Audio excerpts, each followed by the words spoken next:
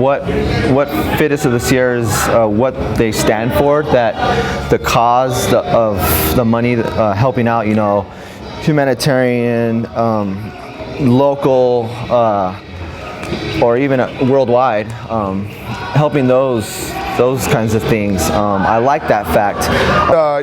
Local community. Everybody that talks about CrossFit recognizes that it draws a community to it.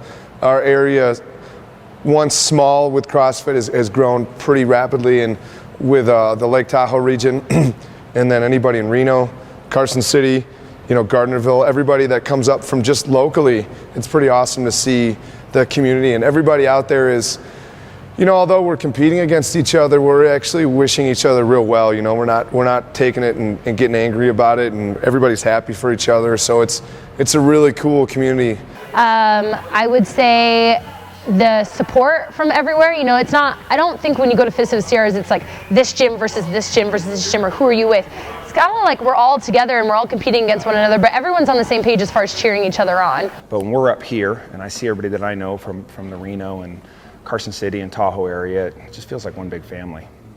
I think it brings the people together that might not necessarily take the time to stop and get together at the times that they need to. I'm really, really hoping that as the community continues to grow, that we're able to not necessarily have more competitions, but more of the fundraising aspects, and it gives the affiliates a chance to meet each other, see each other, compete against one another, and really get what CrossFit's supposed to be about, which is supporting your fellow athletes.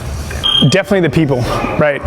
If you can open the doors and say, hey, we're gonna have a CrossFit competition, you might get a lot of people to show up. How are you gonna open the door and have significant amount of people is you say, hey, there's a bigger cause for this, right? Call of Duty, CrossFit for Hope, the GWAF, like you put a bigger opening out there for people, and it blows up. The community is willing to help and show up. Not only just compete, but do the judging, and any way they can, they'll help. So I think that type of support and that type of energy that's found at Fittest of the Sierras helps the program get bigger and better, and then just more support locally. Probably my first recommendation is to get out of your own head. A lot of people get really mental when it comes to competition. I mean, they'll get into the gym, be extremely confident, and as soon as they're in a competitive environment, kind of shut down. I'd say go out, have fun. That's what it's all about, is new connections, new friendships, and that's how you evolve as a good person and as a good CrossFit athlete. So just being able to be comfortable in that element under such duress, and then the elevation, of course, at Tahoe, being able to maybe get up to, if you can, somewhere where there is elevation and hit that red line and be able to push through. There's no better place to kind of really get yourself uncomfortable than competition. We all get uncomfortable in here, but I think for everybody, you kind of only go as uncomfortable as you need to maybe beat somebody by 2 seconds. But when you go into that situation, it's an opportunity to really test yourself and bring yourself to a place you've never been before. And no matter where you finish, I have not placed great in that comp, but I'm proud of where I have been, and I know I haven't left anything on the table. When there's a workout, get out in front and stay out in front. Yeah. Deep thoughts. A memory.